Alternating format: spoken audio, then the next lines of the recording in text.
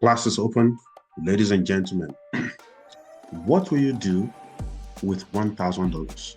If somebody gives you $1,000 today, or if you have a way of saving up $1,000 periodically, every month, every quarter of the year, what will you do with it? How will you invest it?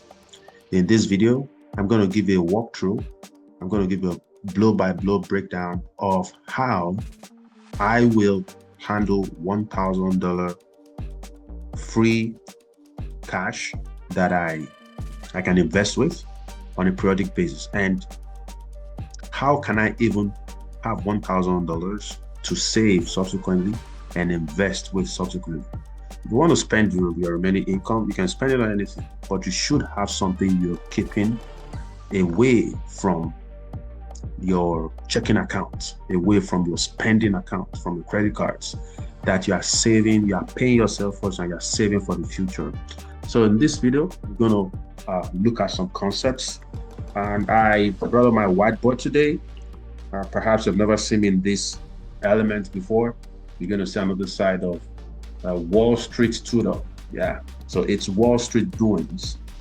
Now, when we talk about investing, you need a brokerage account.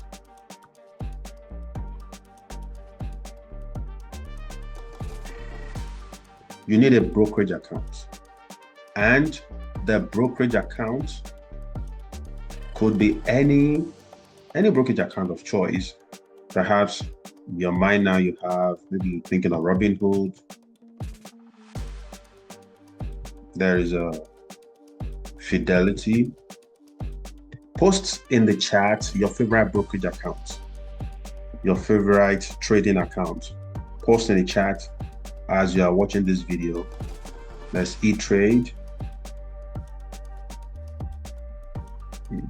E-Trade.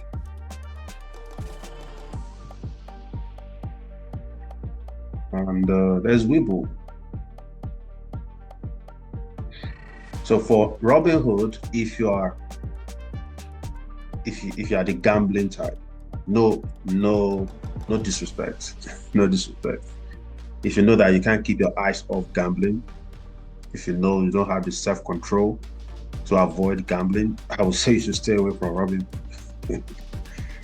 Because the way it's set up, you might be tempted to make the money you made, you might be tempted to spend it on gambling, on betting, on predictions, where you might actually lose the money. I'm not a gambling person, so I have a Robinhood account, but it's not my thing, so I don't even go there. There's also, so Robinhood, it does a whole lot of things. It's a jack of all trades. So this is something that you can leverage for crypto trading, for betting, and predictions, and then stocks. So Robinhood is just trying to be able to provide multiple solutions at the same time, and something that is similar to that, but without betting so far. So if you have any of these trading accounts, post in the chat, let us know. So you need one of these accounts, or any. If you are not in the US, if you are in Canada, I believe in Canada, there is Interactive Brokers.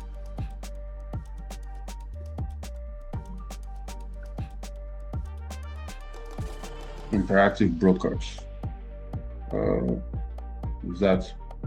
Is that the spelling? Let's check it out. Interactive Broker. Yes, that's the spelling. Let's confirm that they are in Canada.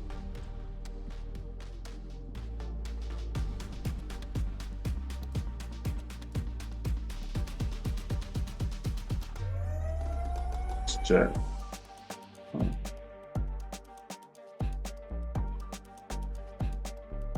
Let's see. Yeah, I believe they are in Canada. 20 countries. Yeah. Let's see here. Okay. Yeah, you might Yeah. Yeah, I'm just trying to see, because many times people ask me, okay, I'm not in the US, would this suffice for me if I'm not in the US? So I'm just trying to find out if they have visibility in Canada.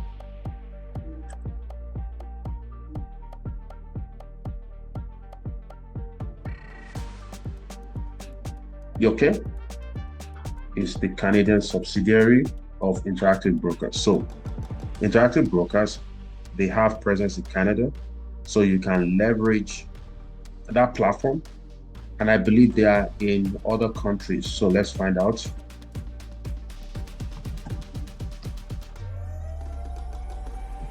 List other countries where they have presence.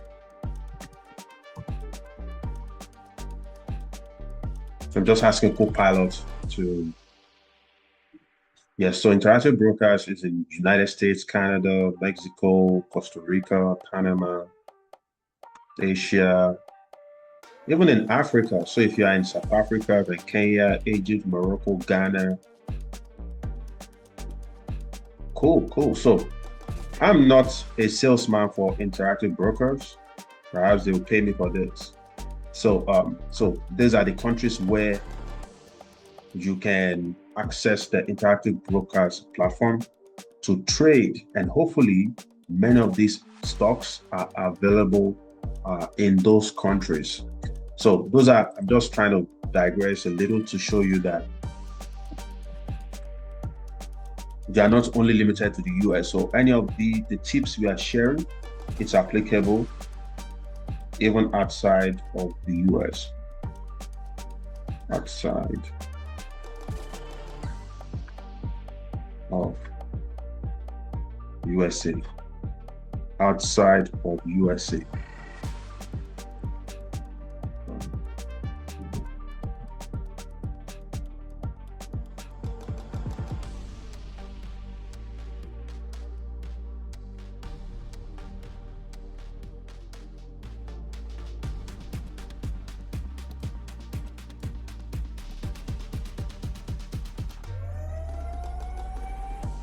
Now that you have your brokerage account set up, you want to start loading up with money.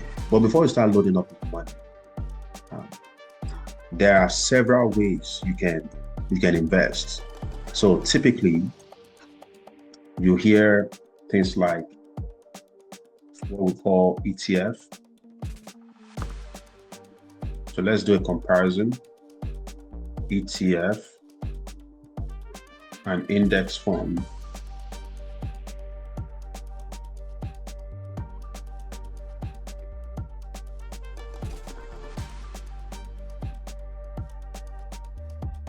So exchange traded funds and index funds. So example of ETF will be something like DRAM,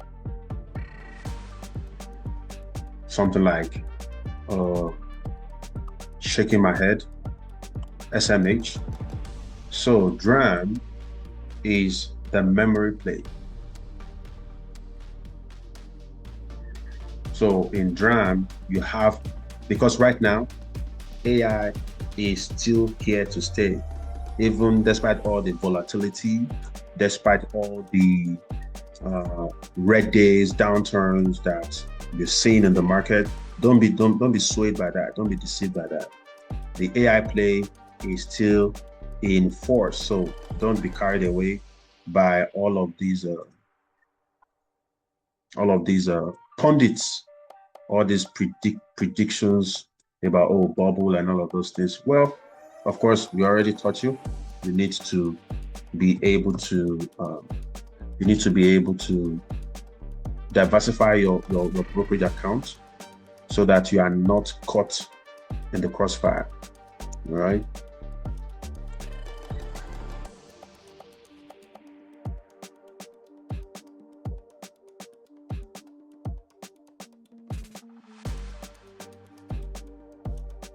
So Examples of the stocks that you have under DRAM includes Western Digital, WDC, Seagate, SK Hynix. There's also, what's the other one? Seagate, Western Digital, SK Hynix, and SanDisk. And then there's this other one, Micron. So because the reason why the memory play is, or for the long haul, is because all your large language models, all your AI models, all your prototypes, the use cases, all your agentic AI configurations, deployments, they need memory. You need memory to train the models. You need data to store. You need memory to store the data. All right. You need memory to store the data. Now, all of these memory providers are should I say lamenting or excited? There's memory shortage. Hardly will a week pass that Jensen Huang, NVIDIA, that Apple, that Google will not say something about memory. Oh, there's shortage of memory. Even Amazon, there's shortage of memory. And then Micron will now come back and say, oh, we have been booked for the next 5 years. Seagate, SanDisk, we've been booked for the next 5 years. And we have backlog. So memory is big. So what ETF does is to give you a basket of all those collections. So for instance, as of the time of recording this video, these stocks are trading like, Micron is trading like 900, like over $900. SanDisk, $1,000 plus, $1,200 thereabouts. SK Hynix, maybe $185 or $165. So what if you don't have that much amount of money to invest in a single